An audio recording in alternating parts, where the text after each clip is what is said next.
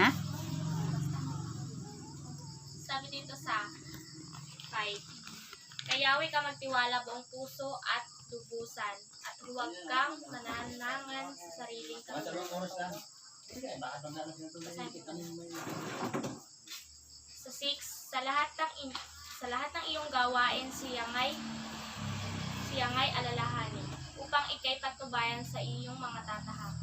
Sa 7, huwag mong ipagyabang ang iyong nalalaman. Igalang mo din si Yahweh at lumayo ka sa kasama. Sabi dito sa 5, kayawi tayong at lubusan at huwag daw tayong hahawak o mananatili sa sarili nating karunungan o Magtitiwala. kasi Amen. pag tayo ang ginawa lang natin at sinunod ay pag tayo nanangalang sa sarili nating desisyon. Parang hindi tayo makakaano sa ating destination yung gano'n. Sa 6, sa lahat ng iyong gawain siyangay alalahanin upang ikay patnubayan sa iyong mga tatahakin. Sinabi rin dito na sa lahat ng ating gagawin o sa ating mga pupuntahan, siya ang ating alalahanin.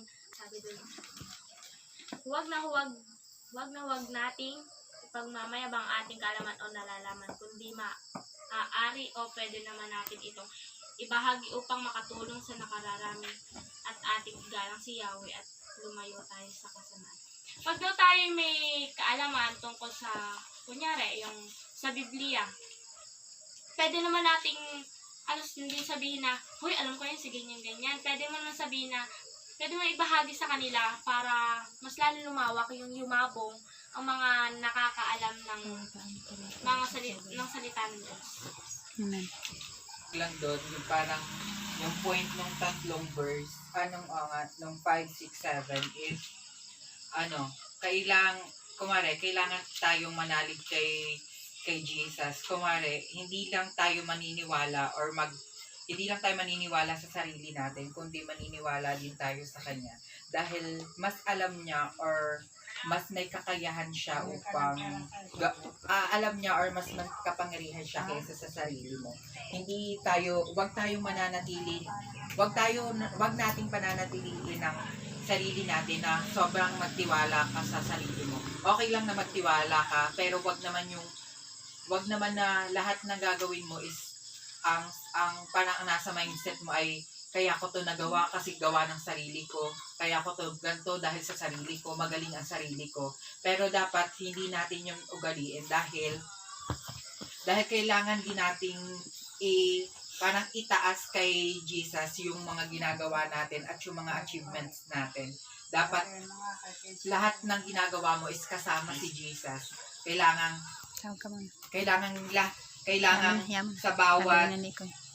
sa bawat galaw, ganito, hindi, sarili mo nga, ikaw nga ang gumagawa, pero nandyan si Jesus, ginagabayan ka, kaya yun ay laban yung dalawa, hindi yun lang laban ng sarili mo.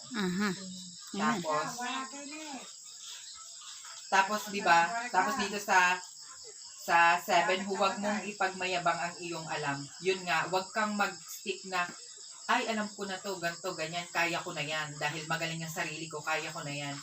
Dahil hindi naman yung totoo na kaya mo lang, may point na dadating sa'yo na hihingi ka sa taas kasi hindi mo alam ang gagawin mo. Basta, lahat ng gagawin mo ay ipagpataas mo kay Jesus. Parang, hindi lang to laban ko, laban ng dalawa. Yun. Amen. Tapos, share lang. Yun,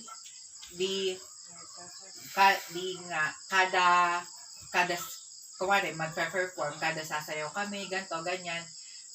Lagi kaming nagdadasal bago sumayaw dahil itinataas namin kay Jesus yung gagawin namin dahil alam namin na kasama namin si Jesus sa pagsasayaw namin. Sa ganon, kumari sa contest, magdadasal ka. Sa pag may exam, magdadasal ka dahil alam mo, gagabayan ka at tutulungan ka ni Jesus. Hindi lang sarili mo ang tutulong sa'yo, kundi si Jesus. Amen. Amen. Roma 15. Roma 15, verse 1. Paulit nga. Tayong malalakas sa pananampalataya, tulungan pananampalataya, huwag ang pansariling kasiyahan lamang ang ating isipin. Amen. So kung tutusin, magkasama naman yan. Sige, paliwanag mo mamaya ako.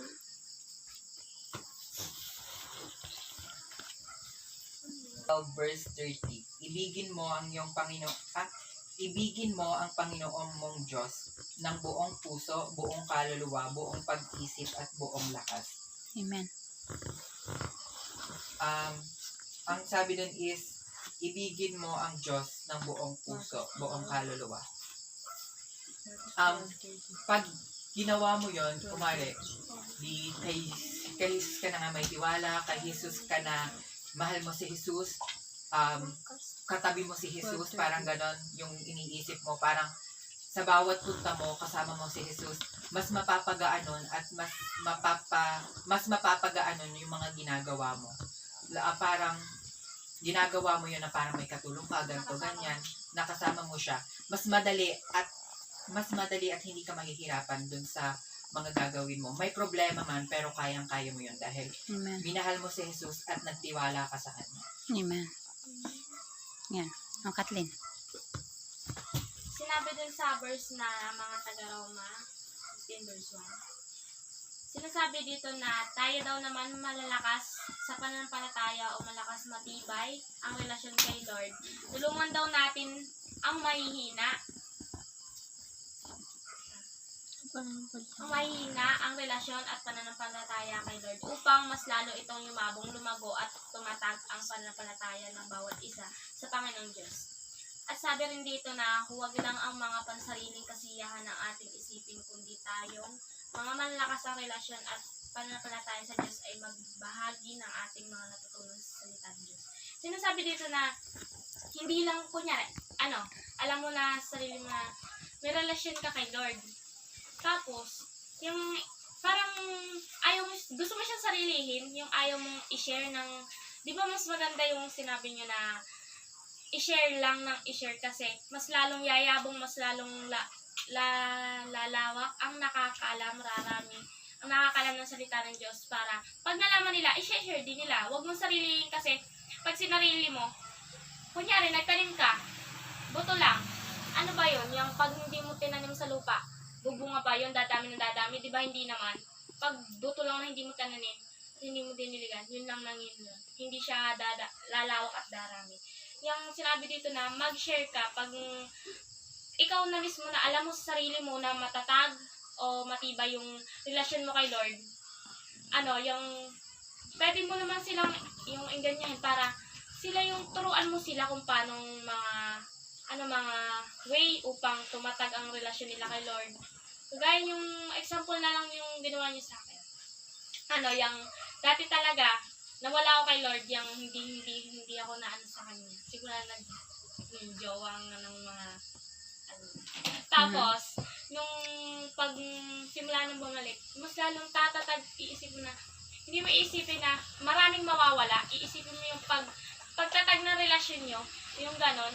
Kaya mas maganda yung ibahagi mo sa iba kasi sa sarili mo lang. Kasi hindi naman yung magbubunga ng maraming mananampalataya pag sinarili mo. Amen. Amen. Yun lang, para lang yung sitaw. Diba ang sitaw, ipupula mo. Ibig sabihin, sasabihin ko sa kanya yung nalalaman ko, diba? Napunla, magbubunga. Yung bunga, sasabihin niya sa isa, parang pasa-pasa niya. Bunga, tapos may buto ulit. Tanim, bunga, buto, tanim, bunga, buto. Ganun lang yung sequence nun. Sasabihin mo sa kanya, sasabihin niya sa iba, hanggang parami ng parami at marami ang makakaalam. Amen. Kasi ang salita ng Diyos ay katulad talaga ng buto. Ang buto, pag inalagaan mo lang, tinawakan mo, hindi mo ilalagay sa lupa, matutuyo. Masasayang, mamamatay. Pero kung yan ay itatanim mo, may posibilidad, lalong higit kung sa matabang lupa mo itatanim, na yun ay yumabong talaga at mamunga. So, dadami talaga yon. At, sa Matthew 10, verse 8, pakibasa.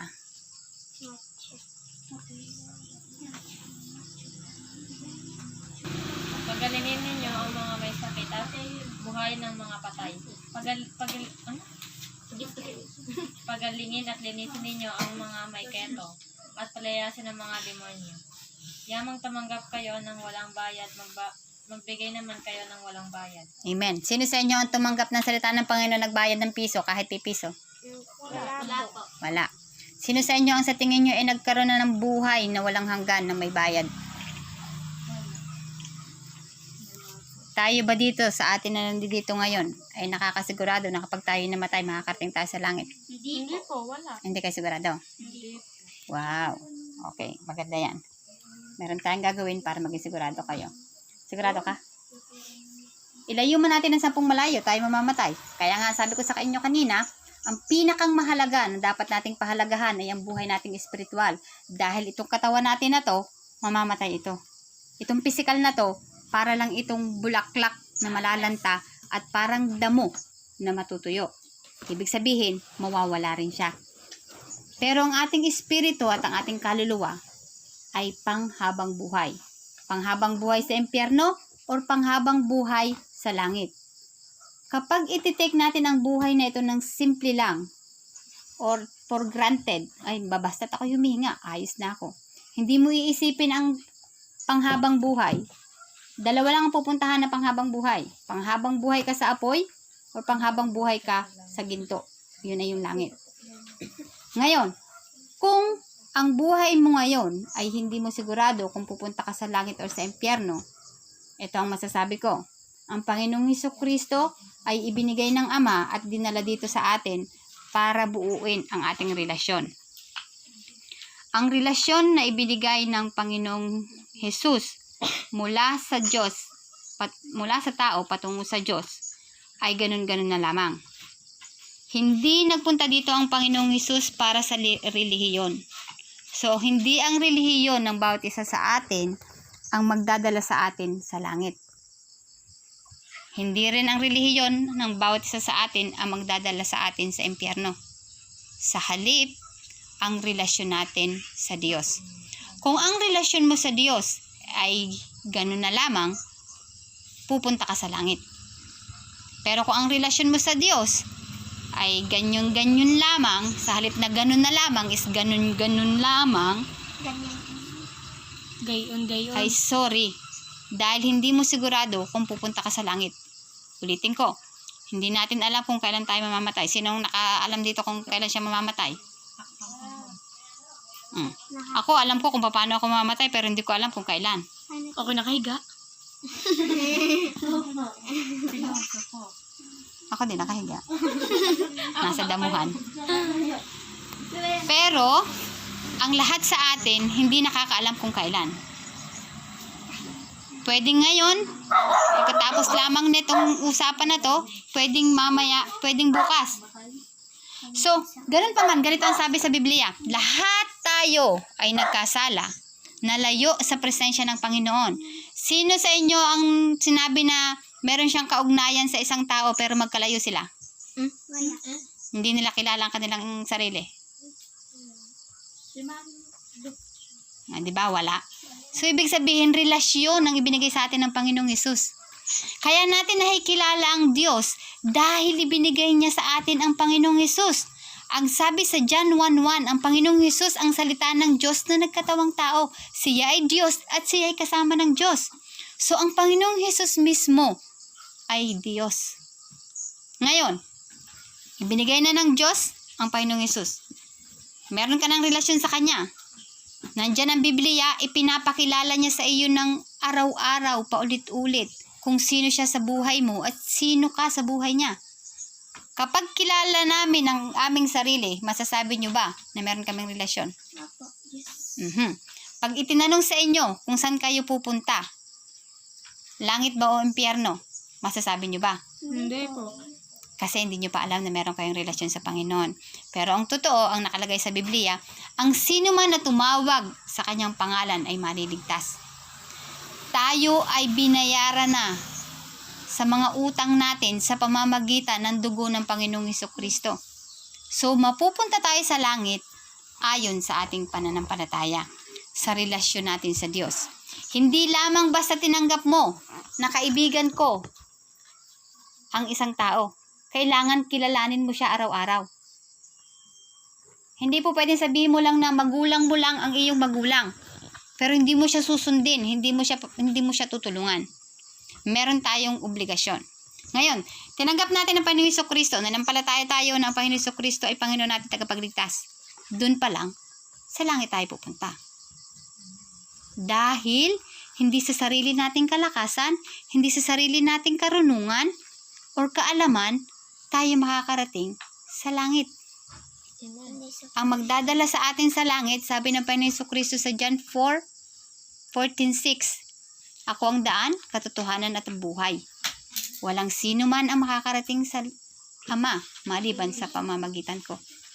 So, ibig sabihin, sa pamamagitan lamang ng Panginoong Hesus, maliligtas ang bawat isa sa atin.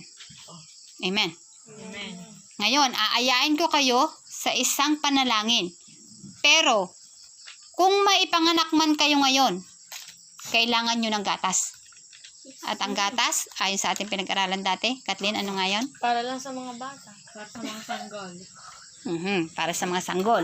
So, ang gatas ay para sa mga sanggol. So, ngayon, ipapanganak kayo, kailangan nyo ng gatas. Ano nga ang gatas? Yung nagbibigay po ng kalakasan. Hindi, ano yun? Ano yun? Ano yun? Hindi ko sinasabi kung ano ang idudulot nun sa inyo. Ang tanong ko is kung ano ang gatas. Buhay ng... Ang gatas ay ang Biblia.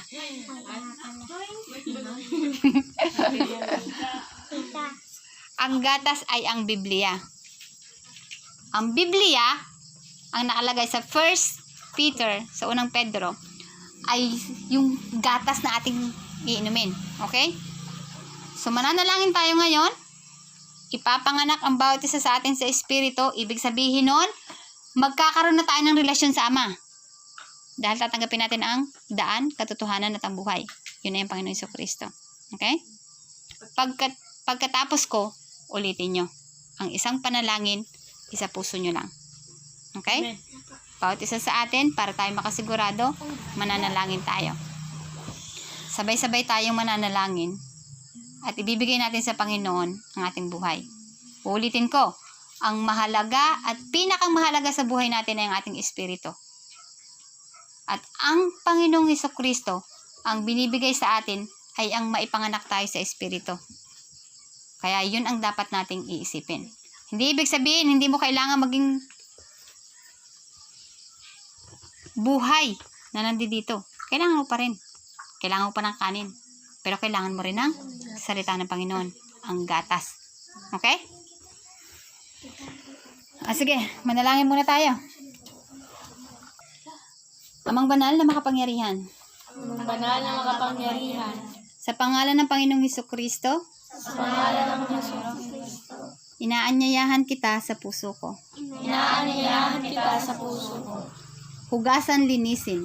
Hugasan, linisin. Ako ay patawarin Ako ay patawarin. sa lahat kong mga kasalanan. Sa lahat kong mga kasalanan. Banal na Espiritu, Banal na Espiritu. inaanyayahan po kita Inaanyayahan po kita. na ako'y samahan mo. Na ako'y samahan mo. Panginoong Hesus, Panginoong Hesus. naniniwala po ako Naniniwala po ako. na ikaw ay namatay Na ikaw ay namatay. at muling nabuhay. At muling nabuhay. At muli ikaw ay babalik At muli ikaw ay babalik. upang ako ay dalhin sa kalangitan. Upang ako dalhin sa kalangitan. Kung saan inihahanda mo Kung saan inihahanda mo ang aking tahanan. ang aking tahanan. Amang banal, Ang banal. likain mo sa puso ko Likain mo sa puso ko ang uhaw at gutom ang uhaw at gutom sa iyong mga salita. sa iyong mga salita. Ako ay ipinanganak ng magbuli. Ako ay pinanganak ng magbuli. Ako ay pinatawad na Ako ay pinatawad na sa lahat kong mga kasalanan. sa lahat kong mga kasalanan. Ako ay anak na ng Diyos Ako ay anak na ng Diyos. at ako ay nasa daan Ako ay nasa daan patungo sa langit patungo sa langit. sapagkat ang Panginoong Jesucristo Sapagkat ang Panginoong Jesucristo ay nasa puso ko. ay nasa puso ko. Amen. Amen. So ngayon, tinanggap nyo ang katotohanan, ang buhay, at ang daan. Makakarating na kayo sa langit. Ilayo man natin ang 10 malayo, sa langit tayo pupunta. Ang pagpunta sa langit, hindi sa pamamagitan ng iyong yaman, kalakasan, or karunungan. Ang pagpunta mo dun sa langit ay pagtanggap mo sa daan, katotohanan, at buhay. Sino ang daan, katotohanan, at buhay? Ang Panginoong Hesus. So ngayon, tinanggap mo na ang daan, ang buhay, at ang katotohanan, sa langit ka pupunta. Amen. Amen. Amen. So, ang bawat isa sa atin ngayon, na bago nang ipinanganak, ay kakain at iinom ng gatas para sa mga sanggol. Dahil ang isang sanggol, kailangan ng gatas. Huwag muna ang karne, gatas lang tayo. May gatas na. Ang makakabuhay din, pero hindi malusog. So, ang kailangan sa bata, o sa sanggol pala, hindi bata, is gatas talaga. So, gatas ang kailangan natin inumin. Ulitin ko, ang gatas ay ang salita ng Diyos, ang Biblia. So, kapag tayo ay mag-aaral ng Biblia, baka naisin nyo na makasama kayo dahil yan ay ikalalakas ng inyong espiritu. Amen? Amen. Amen. Amen. So, balik tayo dun sa ano. Uy, mahirap ko sa akin. Ito ng mensahe na ito kasi ang sabi niya, kay Yahweh ka magtiwala, buong puso at lubusan, at huwag kang mananangan sa sariling karunungan.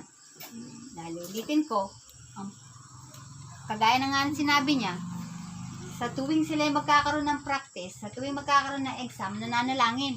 Kasi posibleng marunong ka na sumayaw. Di ba? Pero kung hindi ka sasamahan ng Panginoon, ang sayaw mo, hindi nila ma-appreciate. Hindi nila makikita. Hindi nila mapapansin. Pero, ang totoo niyan, kahit na hindi ka kagaling ang sumayaw, kapag ang Panginoon ang pumili sa buhay mo, maugulat ka dahil lahat ng tao ay tatayo at papalakpakan ka. Kung yun ay ipinasa mo sa Panginoon. Bakit? Kasi ang Panginoon ang sumama sa iyo. Ang Panginoon tumulong sa iyo. Ang kagandahan pa rito, ang sabi niya, huwag ka daw mananahan sa sarili mo. Kasi ang sarili mo, marupok. Nang pang sarili, kahit ang pagmamahal, bigay ko na sa inyo, ang pagmamahal marupok. Pagmamahal ng tao, marupok yan. Bakit? Kasi nandiyan na yung ito-tolerate ka eh. Ano nga ang tolerate? Palalo. Papalalain ka. Palalalain ang sitwasyon mo. Sa halip na, palalo talaga ang palalo. Palalo kasi ang nakalagay sa Biblia. Kapag ang pagmamahal ng tao ang pangahawakan mo, hindi ka nila hahayaan na tumayo sa sarili mong paa. Aakayin at aakayin ka nila. Pag sinabi nila, ay, hayaan mo na lang siya kasi